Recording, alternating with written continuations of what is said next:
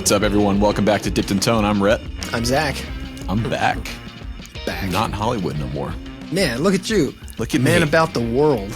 Man about the world. Or at least North America. At least, yeah, between Atlanta and LA. I'm a man about that flight because I do that a lot. Yeah, man. What's going on? What's new? So we have announced the guitar store. We talked about it last episode. Since then, High Voltage Guitars has been announced to the world. Response has been good.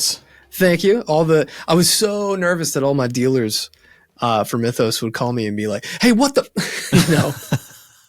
But everyone was really cool and supportive. I had a really incredible phone call with Steve, the owner of Wildwood, today, just talking about like some do's and don'ts and things like that.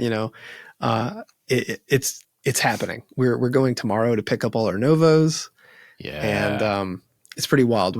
I think what we're trying to do with all this is we're trying to spec out all these guitars as guitars we would want to see someone make. Mm-hmm. So they're all very inspired. It's not just going to be just like, here's an Idris that looks like a Strat. Like we're making an Idris that looks like Rivers's 2 humbucker blue Strat that he played in the first days of Weezer.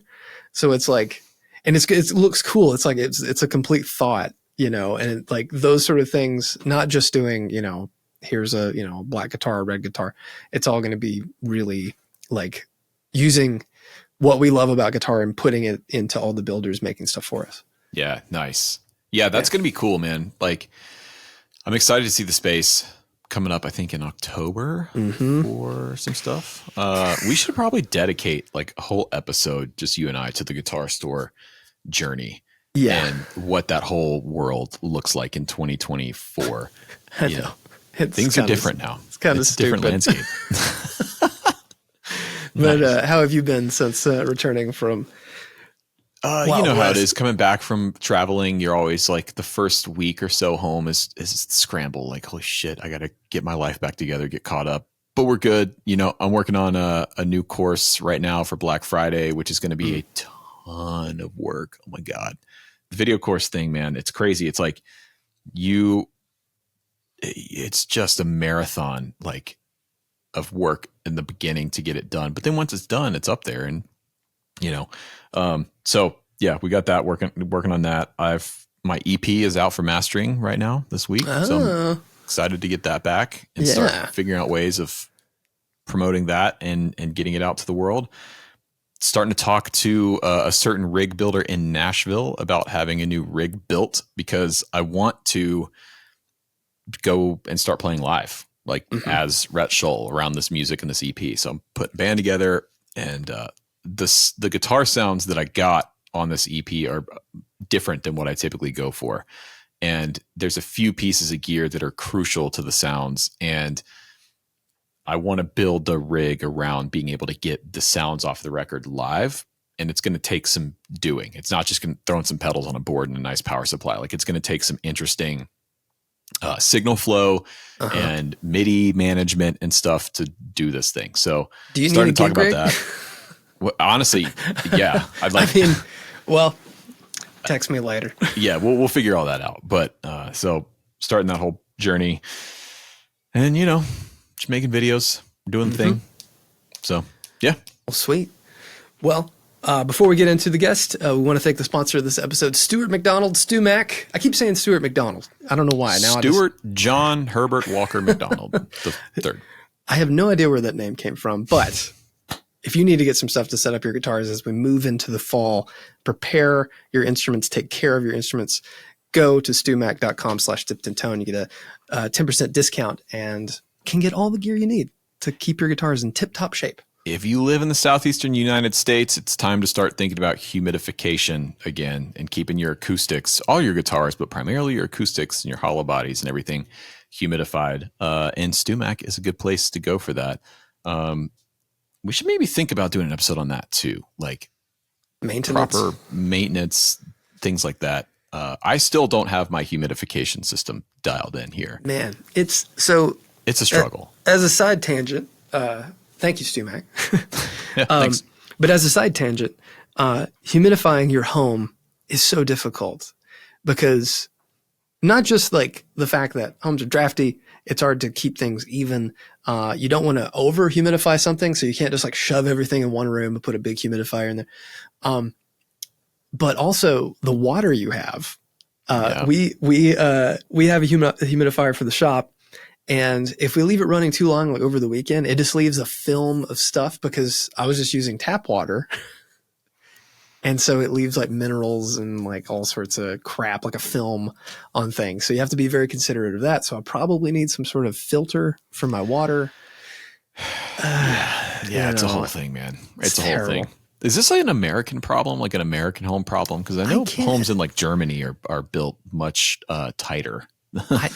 I don't know. I mean, like when I was in England hanging out with Danish Pete last time, we were talking, it was cold and we were talking about all these like houses. And he's like, these are all single pane windows. And I was like, what do you do? He's like, you just put on another jacket. Dude, my friends in the Netherlands have a system where their homes are all like in floor heating. They don't have central forced air heating. Yeah. Like the floors are heated and heat the whole home. Mm-hmm. And dude, that's the way. We couldn't do this here, obviously, as a 50-year-old wood framed house. But like, to me, that's awesome. Cause then you're not forcing all that dry, hot air into all the rooms and drying your air out and having to burn gas to like heat your home and all this kind of stuff. I had an apartment when I first moved to Murfreesboro, when I was going to do studio recording, getting that recording degree that I never got. I don't know if we've ever talked about that. No, we didn't talk about that. I had an apartment and the bathroom had like a heated floor. And I didn't know. I just saw this dial and I had accidentally turned it.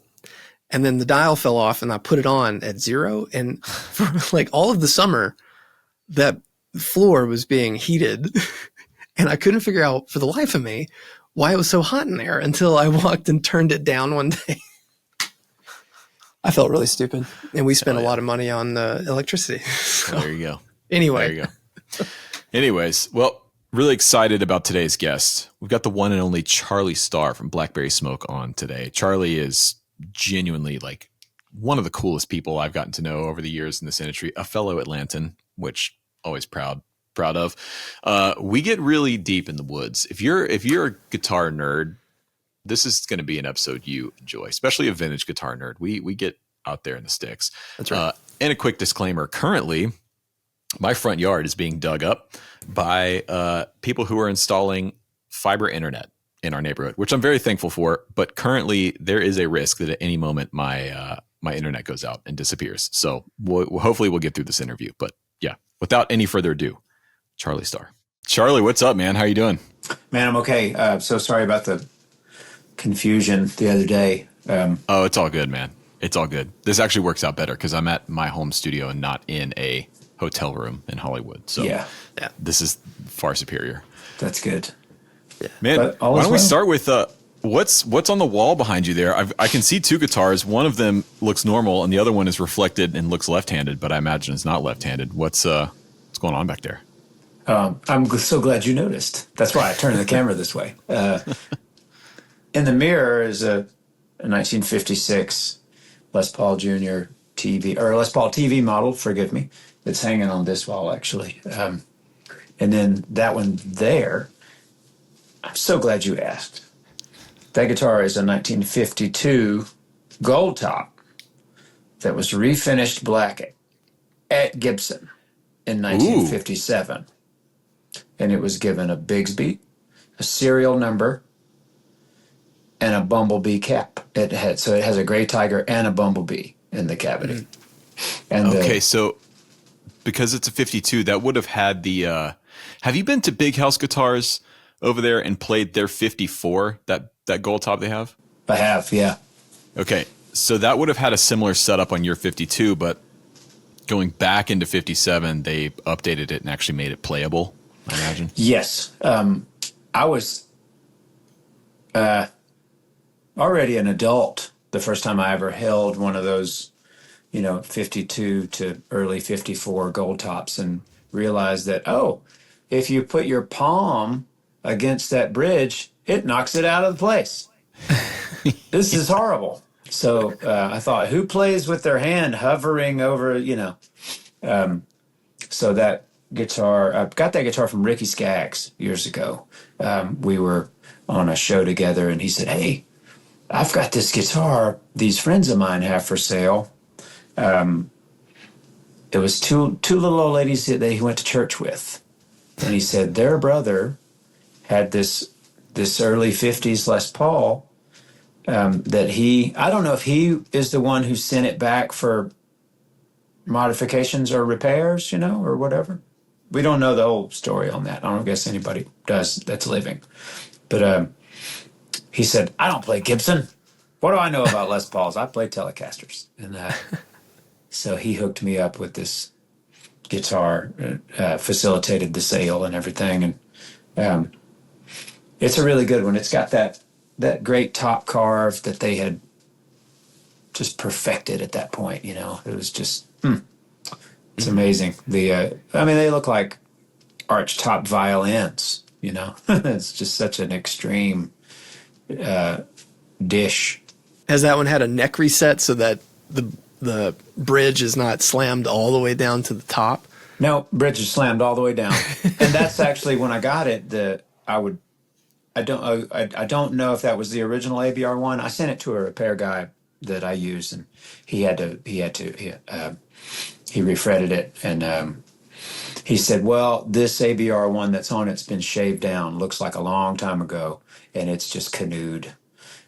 So he actually put a repro on it and slammed it to the body, and it works. It is what it is, Yeah, I was going to ask about the neck angle. How does it feel to play? Because those early 50s, like the 52 to 54, it wasn't just the bridge. It was weird. They hadn't quite got the neck angle right yet. So is it pretty good with the bridge slammed? It's good. I like it. The only thing with that neck angle, there's not enough tension for that Bigsby.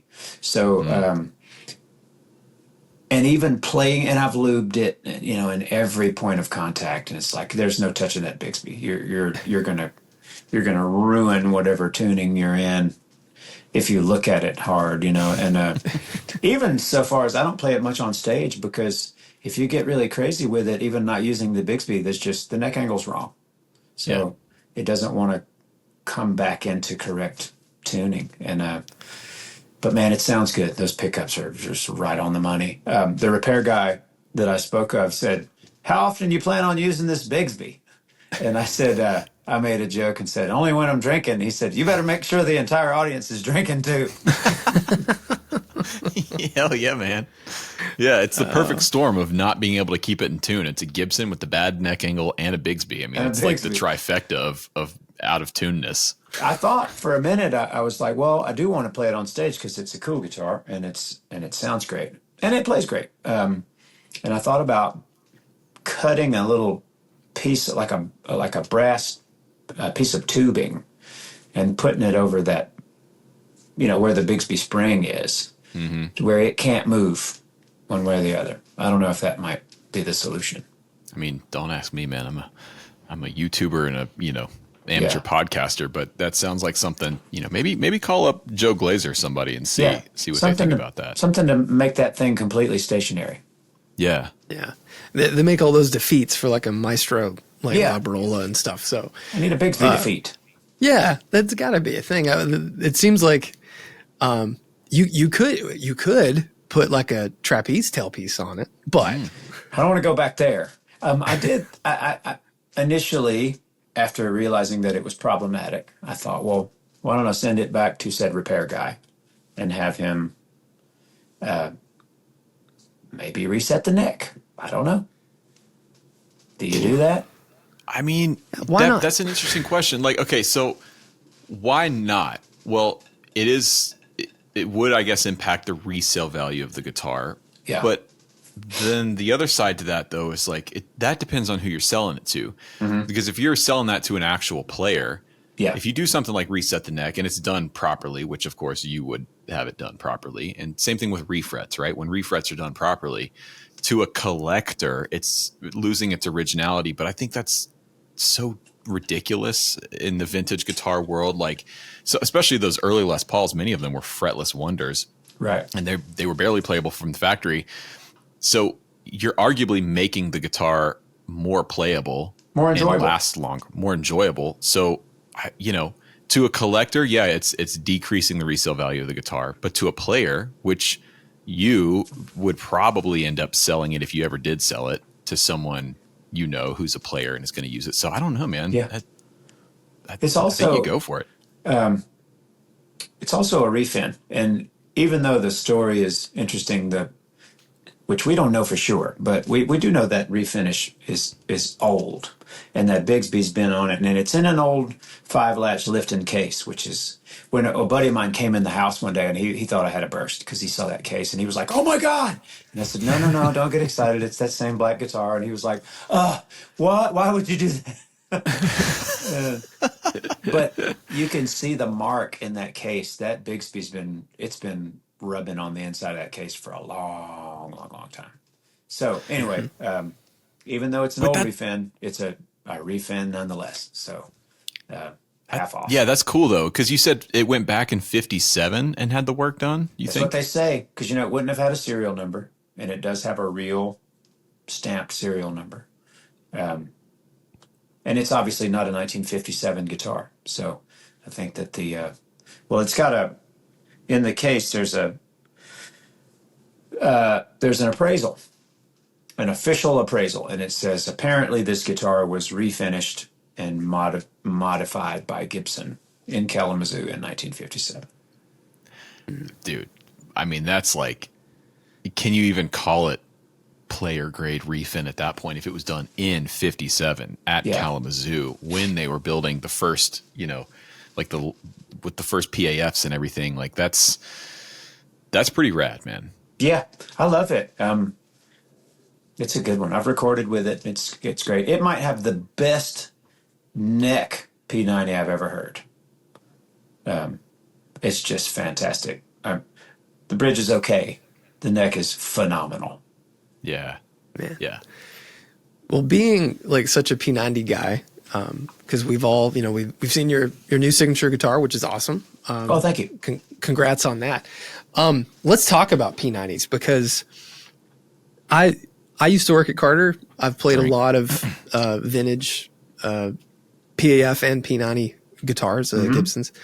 And I think there's this misconception that a P90 is a lot lesser than like a real PAF. And to me, they're really close to the same sort of personality and vibe. But like, can you kind of extrapolate on that idea of what a P90, like a true vintage P90 really, like the sound really is? Well, it's a great big single coil pickup.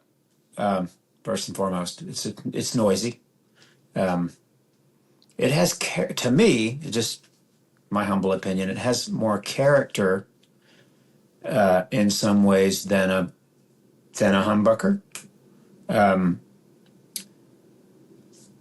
Because and that's obviously debatable, and that's just my opinion. And what does that even mean? But it seems to me that playing a P90 guitar, there's so many different options as far as tonality with where you're picking the string, how hard you're picking the string, the volume and tone knob settings. Most of my P90 guitars are 2 knobs, so there's just so many different, and it obviously has a lot to do with the volume of the amp you're playing through. So if you're at a super high volume, it makes such a huge difference, each little change.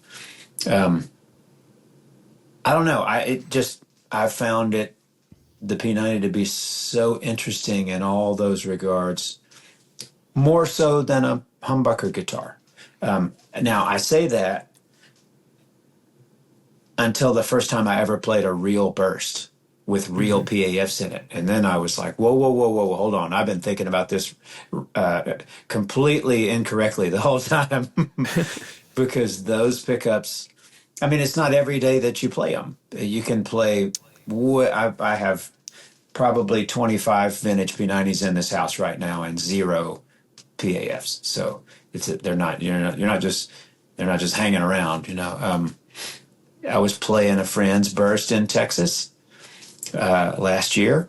He brought a couple that were just stunning examples. And our front of house guy, who has no idea, he's a drummer and a great front of house guy. And I was playing this burst and he came up to the stage and said, "Whose guitar is that?" And I said, it belongs to him. And he goes, that's the first time I've ever heard one instrument change the sound of a band completely. Mm. So, there is a thing, man. There is a thing. Yeah. You know, and people, we see it in our comment section all the time, and people love to debate this whole thing, right? But we all on this podcast have had that experience in one way or another. The first time you pick up a good one, a real one, and get to play it in the right set and setting through the right amp, and it's like, okay, this is it. This is what people are on about with this stuff. They're not all like that, right? But when you find the one and you actually get to play it, it opens your eyes up and says, okay, there is something special here. Yeah, and it starts to take all those ridiculous prices and you know, is a guitar worth $500,000? I would never spend. And it's like, I mean, man, to the right person who's looking for that thing, it is. It does do. There's nothing else that will do that thing.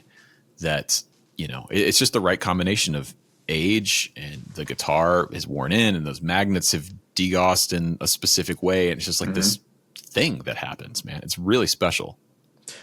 Yeah. It's hard to argue with.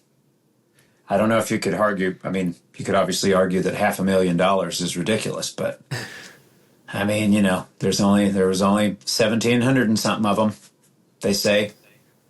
Right. Yeah, man. But I can say similar things about a really good junior too. Not that they would ever be worth the same amount of money, but how special they feel. A really good 57 tobacco single cut Les Paul Jr. Because I think I have several 56s, but I have 3 57s that are just unbeatable. Just the best P90 guitars ever built.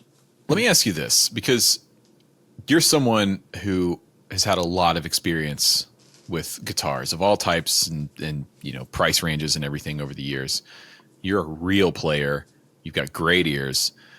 What do you think matters? We're going to go into the Tonewood discussion here, specifically around solid body electric guitars. In your opinion, do you think the wood and the construction of the guitar has a significant impact? And if so, does, you know, the age of the wood, what to you really matters in, you know, you spoke about the 57 single cut. Like, what is it about that year specifically that jumps out to you? I don't know. I think the entire construction of the guitar has everything to do with tonality. I've seen the arguments, like we all have, about, you know, somebody taking a humbucker and just putting it on a table and running some strings over it and like, see, and this table's Formica, so who gives a shit, you know? But it's like, okay, well, that I mean, then the argument then becomes, well, what sounds good to you, you know, or what feels good to you, or what, because that's all debatable too. But I think that obviously every aspect of it. This is funny you should ask, because I don't buy into. It's fun to pick up a really light guitar, one that's exceptionally light. You're always like, ooh, I bet this one sounds great because it only weighs, you know, 5.5 pounds. But I have heavy guitars that sound better. So that argument is really bunk to me. I do like light guitars because I'm 50, so it makes my shoulder not hurt so much. And it feels neat, you know. But I have one of the 57s that I'm talking about. When I first got it, my buddy that found it for me, he's like, okay, well, this one, it's all there, but the little wiring harness has been replaced. It has a newer, you know, prefab wiring harness. It's got an orange drop in it. And I was like, well, that's got to go. That's not right. And I played it, and it sounded good. The neck was perfect. In 57, that's my favorite neck shape. They're a little wider. None of them are big, chunky baseball bats like people always talk about. That I don't have any guitars that have that. I don't know where that. I guess some 58 bursts had them. Not really. I think people have exaggerated that. Joe Bonamassa would be a good one to ask, I guess, since he probably has more than anybody. But I don't personally like great big baseball bat necks because your fingers are only so long, you know. But in 57, I think they perfected the neck shape. They definitely perfected the bridge positioning. It was farther away from that P90, so it was less likely to get brittle treble notes, and just sounded nice and thick and warm, thicker than a humbucker guitar, bigger. Leslie West, big mountain of a tone. I got that guitar with the orange drop in it, and I played it on stage, and I said, man, I love this guitar, but on the volume knob between 8 and 10, something happens that I hate, and it's got to be that cap. And he found me. He said, let me source a real wiring harness. I'll find one. And he did. And I got it from him, and I put it in myself, and that problem instantly disappeared. And I thought, man, these guitars are so economically put together. There's so few parts, so every part's important. People, the volume and tone pots are different. One's 500, one's 250. That's got to be there. Yeah, man. That real cap. There's something to a Centralab potentiometer. That's something that, when I have a couple custom shop reissue guitars, and I've always thought about more than buying like a set of PAFs, because that's just that's buying a whole nother guitar. Yeah. But I've thought about trying to find some Centralabs just for the volume position, because that's the exit of everything. That's where it all flows through. Mm-hmm. And there's a part of the voice there, but then like you're saying, that taper is so specific on those guitars. You've heard stories about like Eric Clapton modding one of his guitars, and they had to take one of the tone pots to put it in the volume position because anything else just didn't sound right. Right. God, it's just, I love it. It's so deep. Yeah.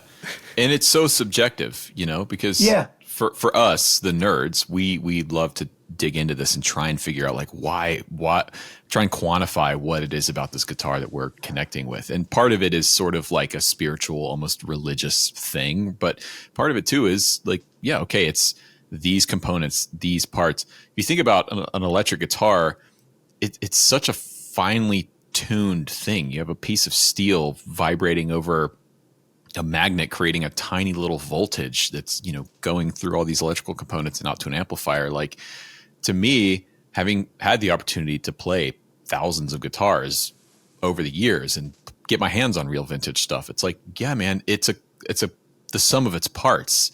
There's certainly things impact the overall sound more than others, like the pickups, right? Like the string choice, the pickup height. Sure, all that stuff has more of an impact, but I just can't. I completely disagree with that argument that it's only pickups. It's only pickup height. We did a video a few months ago on my channel where we took a Strat, we swapped the necks out.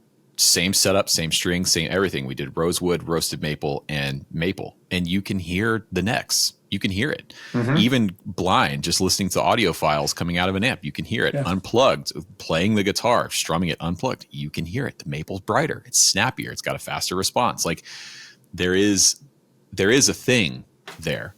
Yeah. And the arguments that I see online from people that just completely dispel all this stuff, it's like, well, have you had the opportunity to play a bunch of stuff? Have you had the opportunity to get your hands on a real burst or whatever it is? And that's part of the problem that I see with some of those videos where the guys, playing the humbucker that's mounted on a broom handle. It's like, well, there's a recipe. Like it's like, if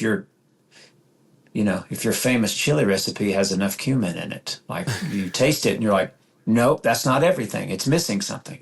It might be good, but it's to you, it's missing something because you're the chef, Each of us know whatever our favorite guitar is, whether it's a Telecaster or a Junior or a Les Paul, and you pick it up and plug it into like a Tweed Deluxe and go, that's it right there. This is the recipe. It's complete. It might be, it might need a dash of Klon, but this right here is this is the thing. Dash of Klon's could be my side project. I have a tattoo that says dash of. No, I don't. I am your lower back. Bill Finnegan might find fault with that. Yeah. So Charlie, do you think? Because I have always thought despite them being made almost the exact same, a soap bar P90 pickup sounds remarkably different than a dog ear. It just by being mounted to the guitar, I mean, in a different way. It's always so surreal to me. Every vintage special I've played is like, oh, that's pretty good. Mm-hmm. Have a neck pickup, that's nice. And then you grab a Junior and you're like, why is this so much meaner? It's not got that much more output or something. There's so much more there. Yeah. And it's so interesting. I've had this discussion just the other day, actually, with a friend. We're talking about that, and like, is it real, or is it we have it? I don't know if it's sort of a is it the Mandela effect where you think that Mandela effect, yeah. I don't know, it sort of like the top wrap, on a Les Paul. Yep.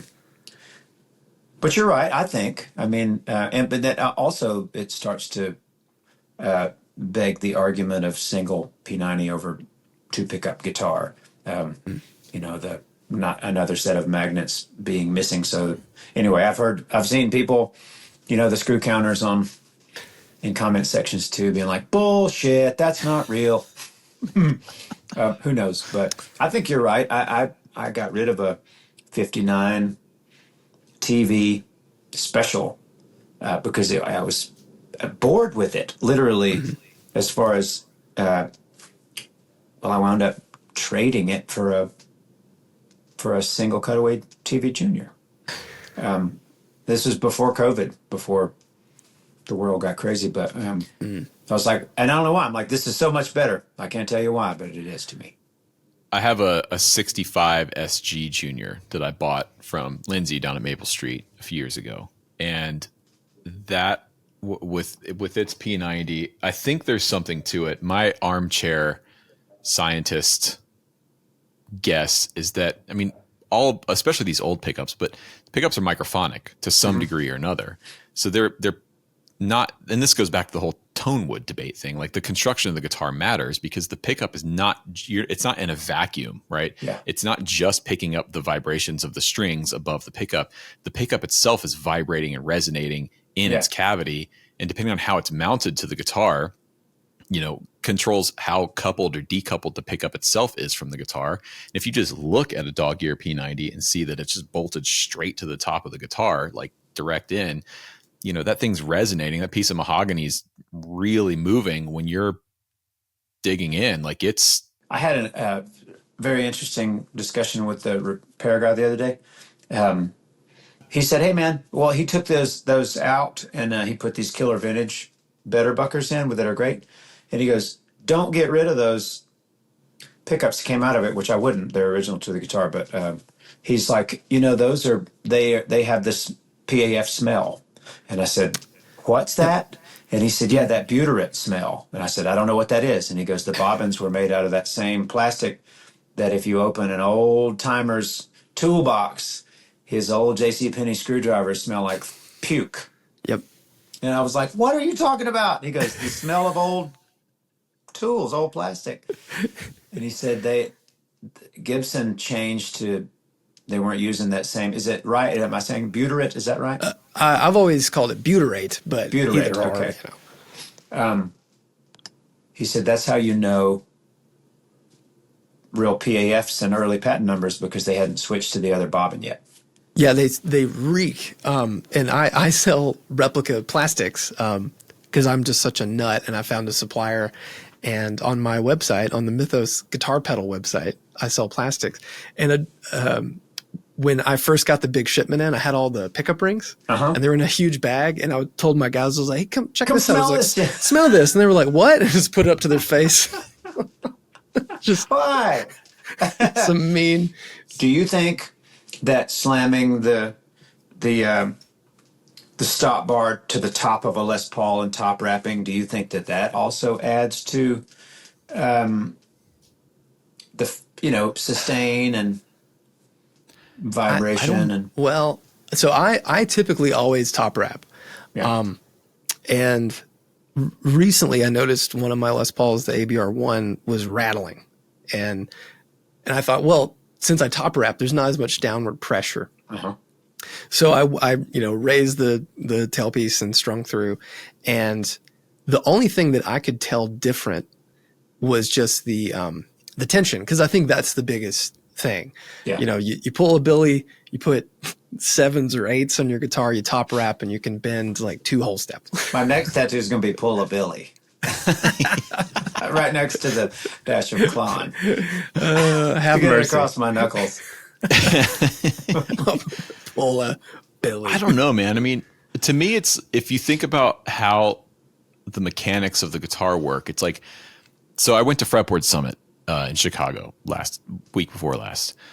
And there's this amazing like swing jazz Charlie Christian style guitar player there named Jonathan Stout. Guy's amazing, from LA. And he had a 31 Gibson L5 archtop. Unbelievable guitar.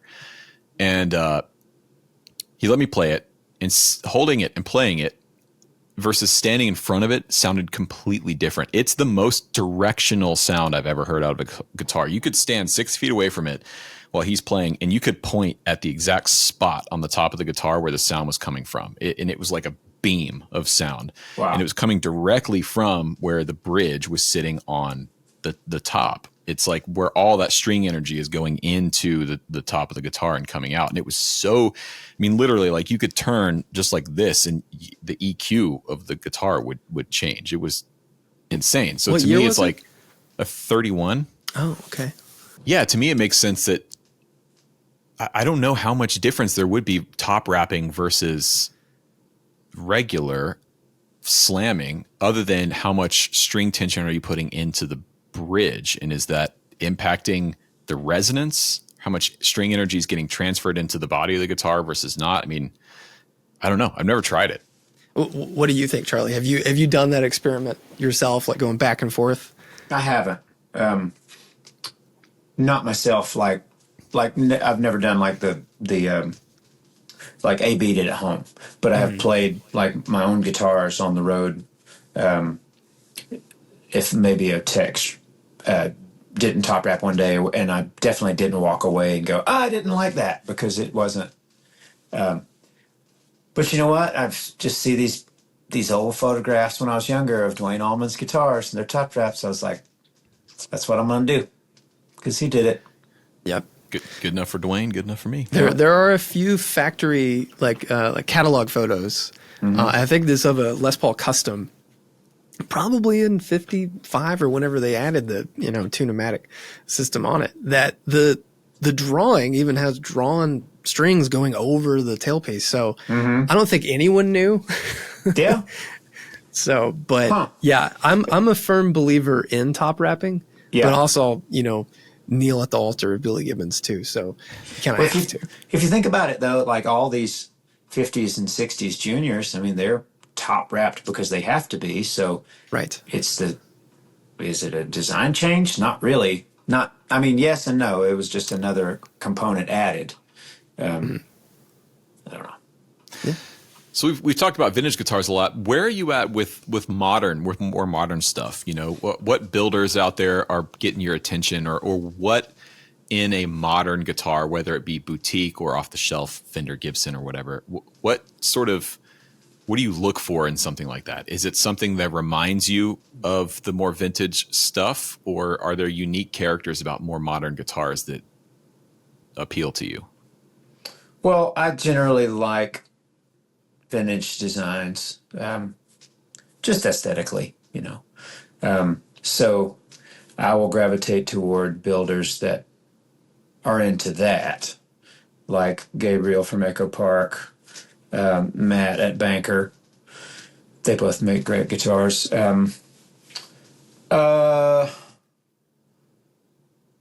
The guys at Lay's Guitar Shop in Ohio, they're the guy there. I just met him the other day. I forget his name. He's a fantastic fellow. Steve Givens, that's there. He introduced me to the builder, and another guy who's building these great guitars from those classic designs, I don't know. I've never really been into more modern guitars like PRS guitars or anything like that. It's just not something that, it's just not what I dig as much. That being said, I was watching the Paul Stanley collection the other day. And I love Kiss, and I love Paul Stanley. He's great. And I want an Iceman. Yeah. He was showing the first, was it a prototype he was showing, basically? Mm-hmm. Yep. That had the brass and bone nut, like both. To which I was like, what? Why? Like, what are you, does that work? Like, is that really a thing? Anyway, who cares? It looked cool. But that was the first time, they were really like macro up on that guitar. And I was like, oh, that is cool. So next time you talk to me, I might be.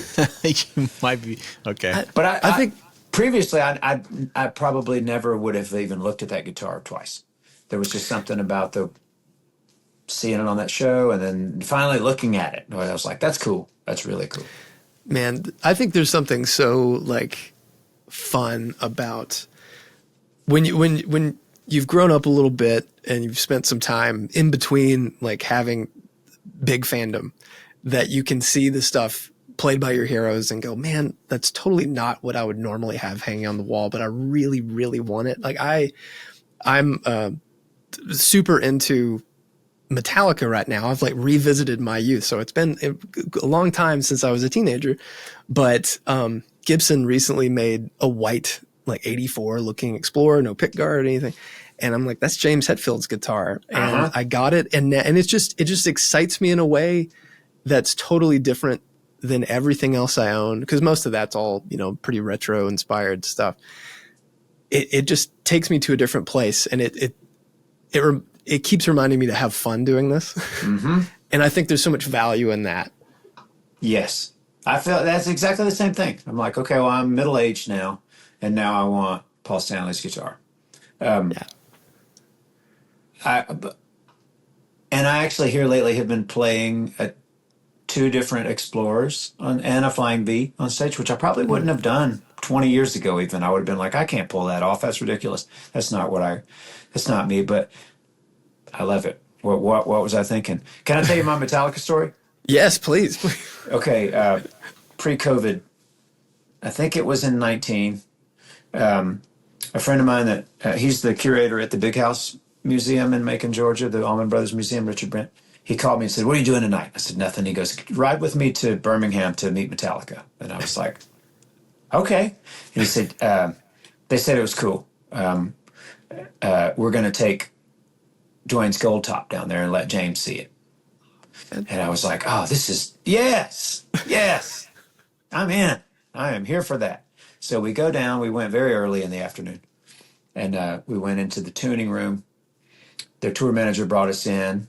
And then Chad Zamish, James's tech, who's a lovely human, he came in and met us. And you guys need anything, make yourself at home, have some water, have whatever, coffee. Then James Hetfield comes in. He was such a lovely fellow, just a great guy. And he sat down and played Duane Allman's Gold Top. And we took an amp. We took a little Silverface Princeton to play because they have Kempers and, all inner stuff. So he played Duane Allman's guitar through that Princeton. And then he turns to his tech and goes, hey, man, go grab my Explorer. So in comes a 58 Explorer, and he hands it to me, and we sit. I'm playing his Explorer. He's playing Duane Allman's guitar. So I'm same thing you just said. The 13-year-old me is just freaking out. I'm like, I remember being so frightened by Master of Puppets in 1986. My best friend bought the vinyl, and we listened to it in his bedroom, and I was literally scared. It was so fast and so just angry and, But I'm like, here's the guy that's responsible for that right here, playing Duane Allman's guitar, being cool to me. So then Kirk Hammett walks in with his tech, and he was even sweeter, just a sweet, lovely human being.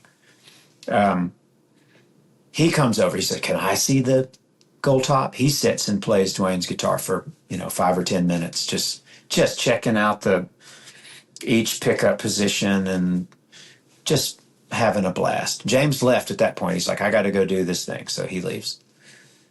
I had completely forgotten. I was so wrapped up in what was going on. Kirk Hammett said, "You want to play Greenie?" And I was like, shit, yes, I do. I completely forgot that you own that guitar. And I had no idea it was on tour with you at that moment. So his tech comes in. He's got Greenie. Got Dwayne Allman's guitar and Peter Green's guitar in the same room. So he hands me Greenie, and I immediately go to the middle pickup position. And there it is. There's that thing. And so we sat and played Oh Well for half an hour. It was just incredible. And I thought, well, I had just been on a vintage guitar magazine.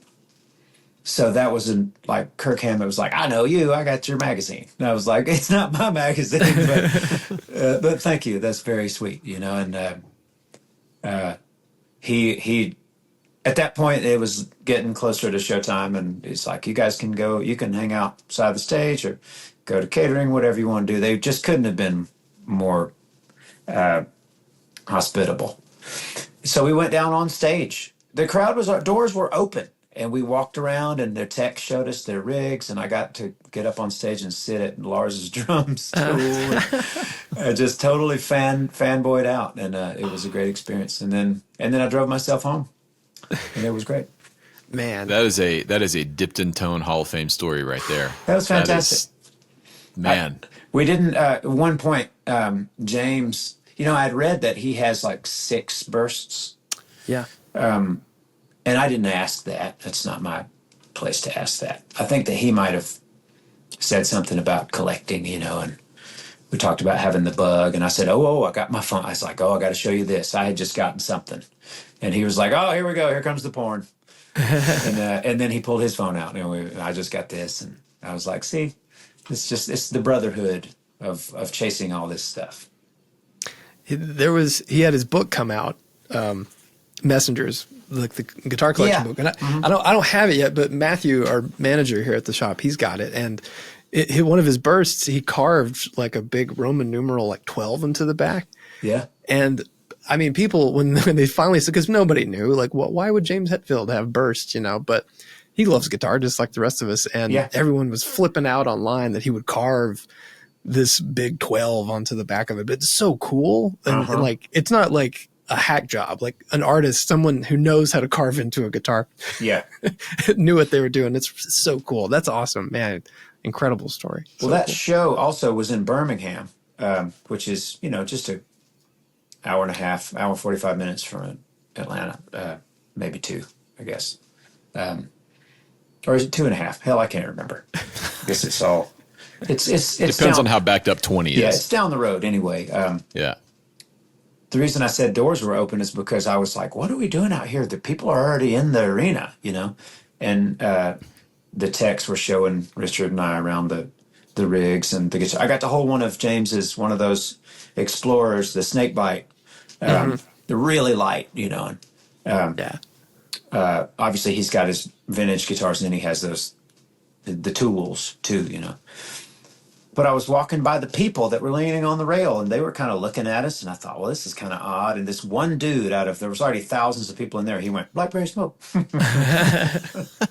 That's great. Man, I met Richard. I went down to Big House for my first time a few weeks ago to see Dylan Adams and his band play. Oh, yeah. And man, that guy is so sweet, so kind. And that museum, man. Yeah. Zach, you got to come down. When you come down, we'll take a day trip down to Macon. It's unbelievable. Like, I didn't know that it was the house and all of the lore and everything behind it. And they've got, you know, the Dwayne's Fillmore East rig is there. And I mean, they have the road case from the album cover is there. It's mind blowing for an Allman Brothers fan. Yeah. I actually wondered out loud once, we were in there hanging around, and I said, because it's no pun intended, it's a big house. And I was like, and they lived there in like 1970? 70 to 73, I think. And I said, I wonder what rent was. And Richard Brent, without missing a beat, goes, $562, and it was split 14 ways, and here's the check. And he's got a check that Dwayne Allman wrote from their band bank account. And he goes, notice that it was late for rent. It was written on the 12th. Oh man. So cool. Yeah, that's awesome. So let's talk amps for a second. Okay. What are you using right now for Blackberry Smoke? What are you taking out on the road? And what's your approach to amps in a live space like that? Well, I've got this Germino 50 watt plexi rig that I've been playing for, going on a decade now. I have two of them. One that's running all the time and a backup. And I also have an Echo Park Vibromatic 23, which is like a big Tweed Deluxe. It's a 6v6 amp with a tall cab. It's a birch cab with a 12 in the bottom and then a separation baffle and then two 10s up top. Those two amps are running all the time.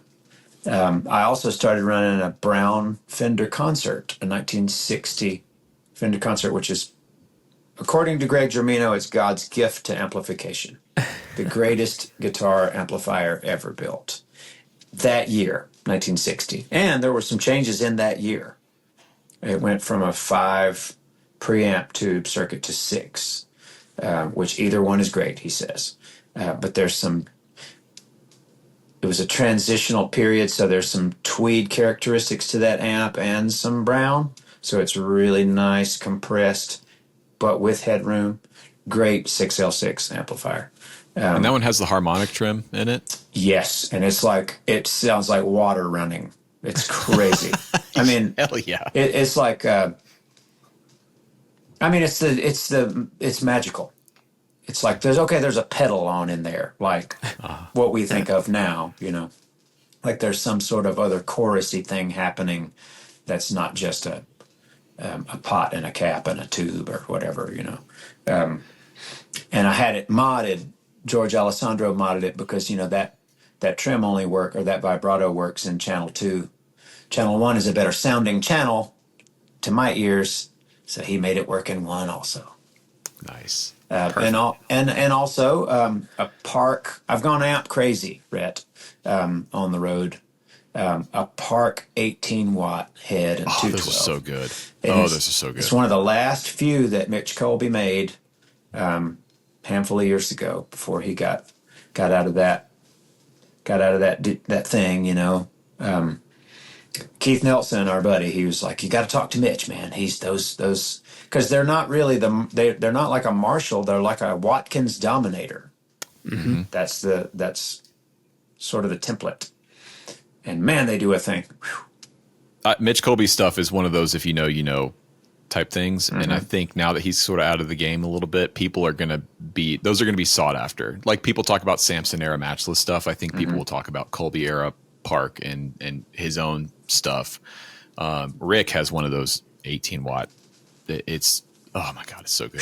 So, okay, you've got a wide variety of stuff there. Mm-hmm. Are you running everything on all the time and combining, like blending the sounds, or are you switching between stuff? No, I always just have 2 amps on, and I don't have those on. I'm just kind of playing amp roulette here and there. I actually, just the other night, for 2 shows, I played an old, from the late 90s, I would say, or early 2000s, Satellite Atom. Which I really like that head. That's a great, Brian Baker calls it the punk rock amp. It's an EL84 amp. It's just really got a great example of that chimey dirt, started playing it with the plexi, and it sounds great. So now, is that more of like, it has the EF86 and the preamp? Yes. So that's got that Foxy chime thing all chewy. Oh, I love it.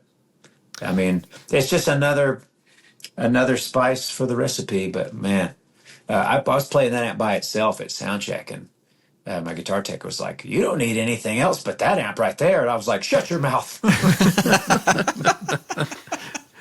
That's how it always goes. Yeah. So we mentioned the Klon a minute ago, and I know you use the aluminum Falcon. Mm-hmm. I always want to say Millennium Falcon because why wouldn't you? Why wouldn't you? And you use it as like just don't you dime the output on that thing? Mm-hmm. So so very brave of you. I mean, I guess when you're playing loud, the amps are just going to kind of compress more, but clones and clones thereof have so much output. So what does it kind of give you? Well, it's a, and I don't run the gain very high. It's probably on between 9 and 10 o'clock, just, there. And then the tone is at noon, and output all as a lead boost, Yeah. And you can't call it a clean boost because it does give it a thing. It does give it this beautifully compressed thing. And Benji has a real clone on his board, and that the Falcon sounds close. So many people, you included, make really great pedals that come really close to that thing. And it really, I don't know. I don't like a whole lot of gain. It gets out of control under my fingers. A lot of gain. I sound like a fumbling idiot with a really high gain situation. I want to fight for it a little, and for some reason I've just really enjoyed that pedal. It really lends itself well to that kind of situation, to the fighting for it. They're so responsive, and just the way they react to your fingers, even though they are very much a pedal, they definitely, I think, are one of the best pedals that take what you have and give you just a little bit more of it. Yeah. Without totally shifting anything. Like you're not switching channels or anything. You're just kind of pushing it further out. Yeah. Which is why it's so good. I started to use I love all the Analog Man stuff. Yeah. It's just great stuff. Just fantastic stuff. And I have several analog pedals that have been using over the years. I used the Bad Bob for a long time, and it gave a much different it made a lot of difference as far as the tonality of your tone. The tonality of your tone. I sound like a ridiculous person. It really gave a big low-end boost and got really much bigger and just big and round, more mountain-esque. And some guitars I just didn't want that on, and so I wound up. But some I do. So I love it. Sometimes the Beano boost. I used to think I never would have I would think I would never need something like that on my pedal board until I did. Yeah. And one day there was some song I was like, oh, that's my favorite thing ever. So I have to have. So it's on there now too. As soon as you experience a treble booster loud and the way they're supposed to be played, there's nothing else that sounds like that. And a lot of classic records, people think like that's a treble booster when it wasn't. But there's certain times where you hear like any, Deep Purple stuff or Queen, you're like, there's literally no other way to get that sound. And it's so good when you get a good one. You're exactly right. Like it doesn't really do something in my office right here, just playing through, a deluxe reverb or whatever. I wouldn't go, ooh, I need that. It only works when you are playing a big loud amp on stage. Yeah. That's when it, and obviously like when Clapton was making that record with John Mayall, it's like, oh, put this in front of that Marshall and watch what happens. I don't think there was one. Really? Because like that has been not the Rangemaster. No, and that's been such a that's probably the most argued like treble booster being on a record or not. Okay. Because there are photos of that session. You do see there's a few pictures of Eric with his Blues Breaker, and I finally at my time at Carter, I got to play an original Blues Breaker. And we had a burst. And so the guys in the repair shop, they said, hey, go get that burst. And we're going to you're going to try to play your best Beano riffs. And I did. And we couldn't turn it up all the way because it had the original speakers and they would have just disintegrated. But man, it sounded just like there's so much room in that recording. It sounded just like it, but no Rangemaster needed. Well, I didn't think so. Yeah. But I don't know. There's no that's the most argued Rangemaster thing ever, I think. Not too long ago, I got an AC-15, a 1964 AC-15, and I brought it home, and it was much lower output, lower gain than I thought it would be. Nothing like I have a newer hand-wired AC-30 that's just great, but you really had to push this AC-15. It's got good original Goodmans in it. And I have an R2R electric, the treble booster, and I put that thing on it and was like, oh, hallelujah. And I was talking to Isbell about that. I'd sent him a picture of that amp. It's really clean. I found it in Boston.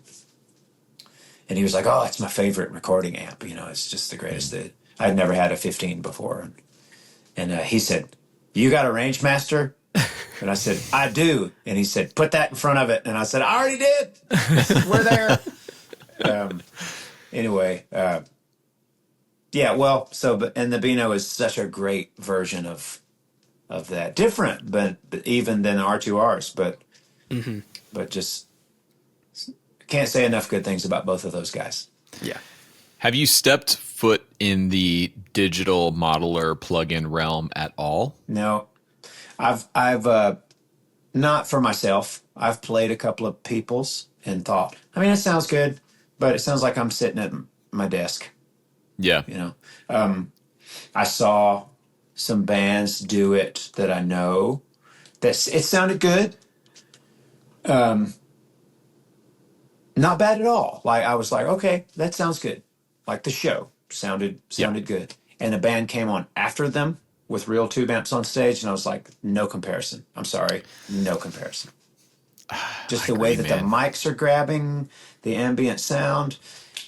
I just cannot get into. We did a tour a few years ago with a band that doesn't have a live amp on stage.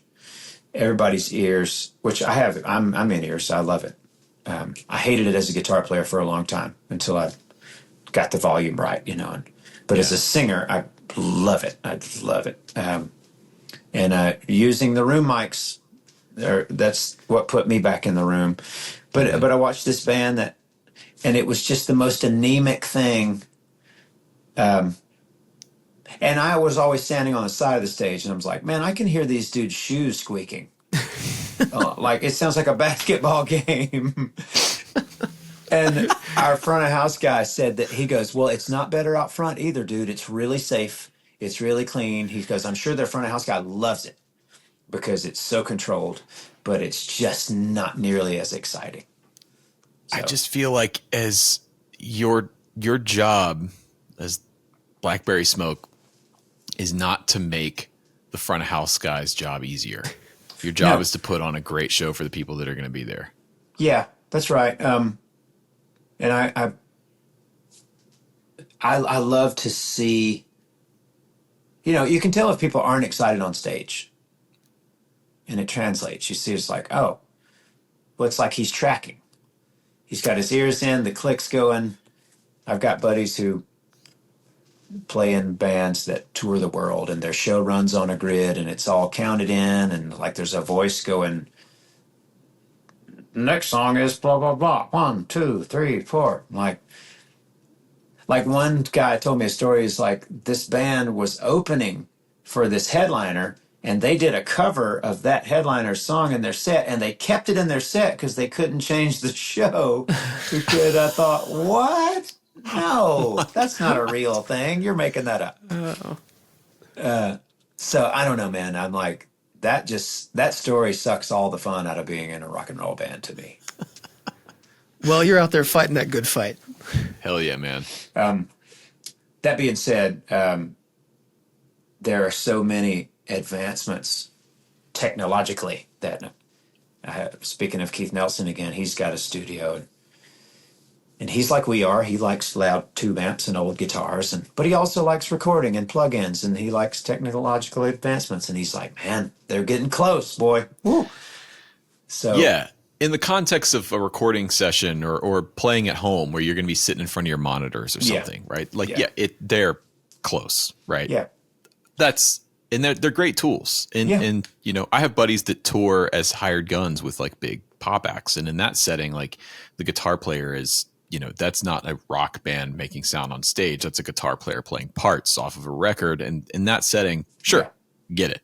But for like Blackberry Smoke or any band, rock band on stage, I think you've got to be moving air, man. If you're not doing that, you're, in my opinion, seriously hamstringing your live set, your sound. And you're right, man. People can sense it. They can sense it if you're not excited on stage. And I also think that the crowd, the aesthetic matters, and people who are going to see a rock band live are expecting to see amps and shit on stage that's moving air, making sound. Did you see that? You've seen footage of Jack White's tour now, these club shows that he's doing?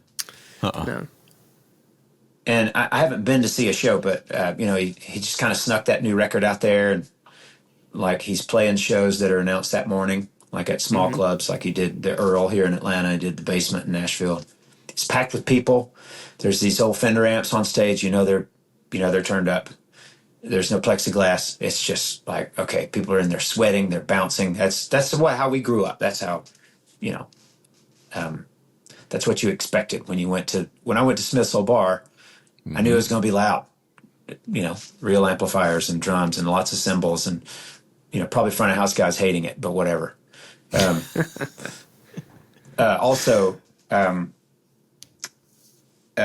We played Chastain just a couple weeks ago, and for the encore finale, it was, we have 3 guitar players in Blackberry Smoke, Paul Jackson, Benji Shanks, and me. We're all playing 2 amps each.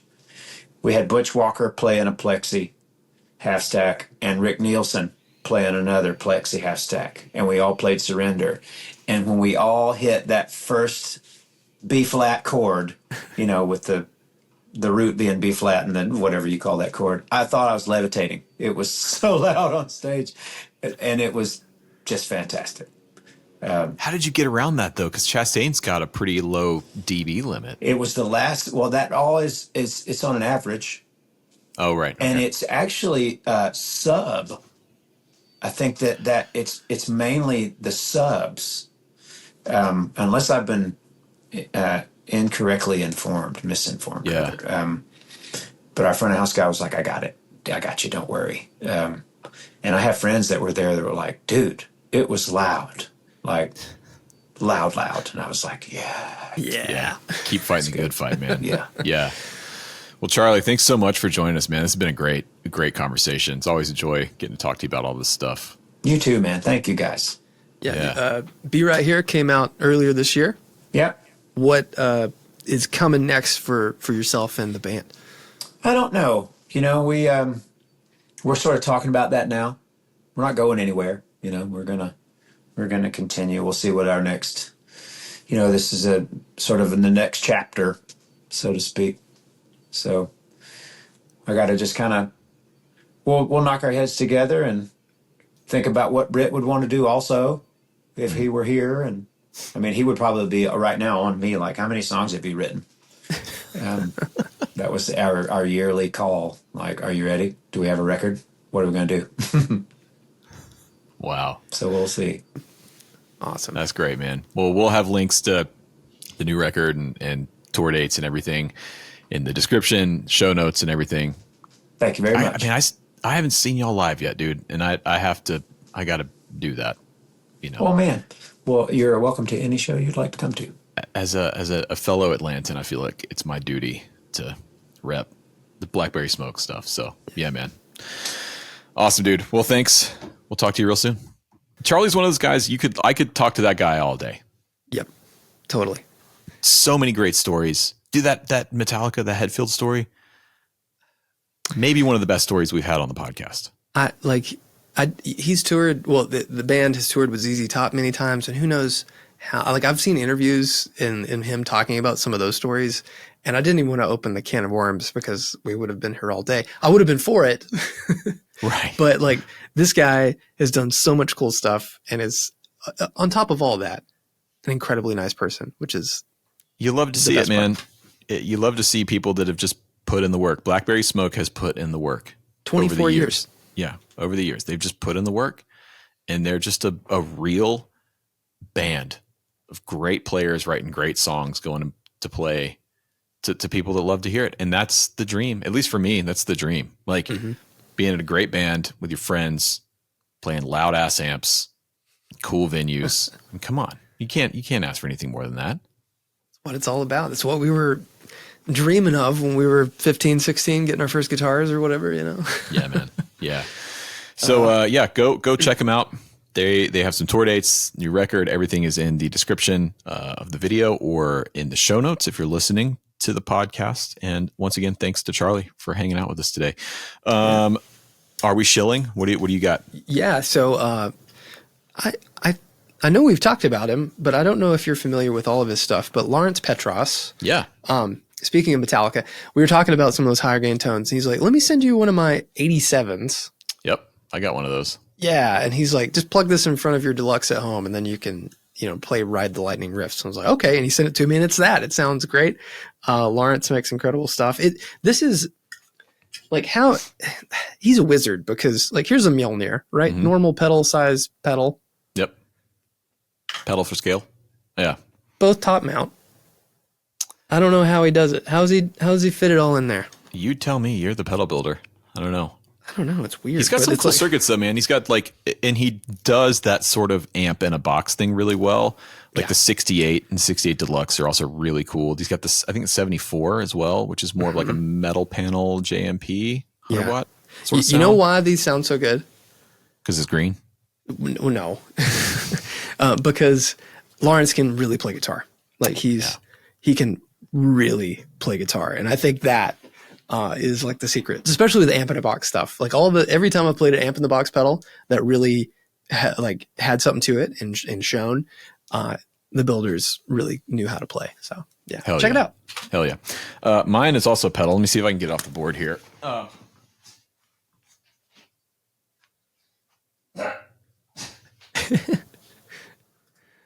Okay. No, dual lock doing its job. Yeah, I dual locked the shit out of it. It's gonna have to show a picture.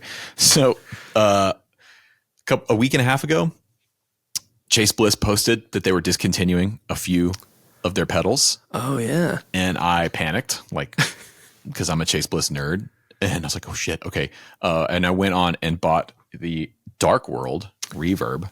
That's right. And it's that scarcity mindset, and I knew that scalpers on reverb were going to start to, try and flip these things and make money, which is stupid. Don't do that. That's lame. Mm-hmm. So I bought a Dark World, showed up, immediately put it on the board. I'm still learning it with a lot of Chase Bliss stuff. There's a bit of a learning curve because they do so much in such a small package, but man, it is rad. Such a cool, it's dual sided. One side, I have the manual right here. One side, the W side, is more of your standard, like plate, hall, spring, reverb sounds. All three sound really, really great. The left side is more of the interesting, weird sort of side. You have mod, shim, and black. Black is like a freeze sort of algorithm resampling kind of reverb thing.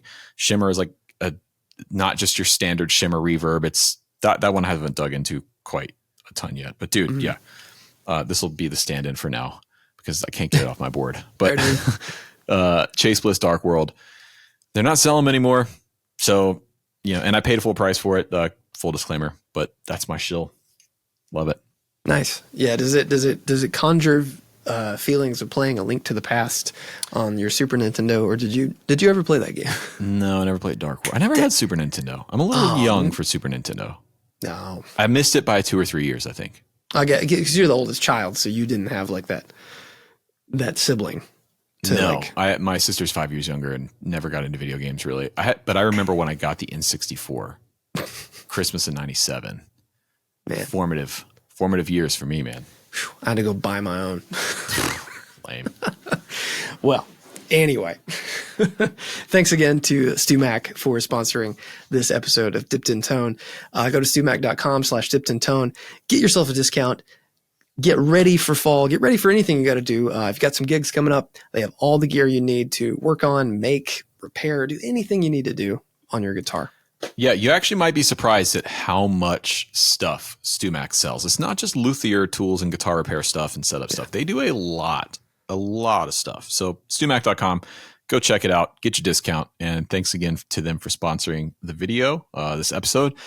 Subscribe if you haven't done so already, and leave us a kind rating and review wherever you're listening to podcasts. And we'll catch y'all real soon.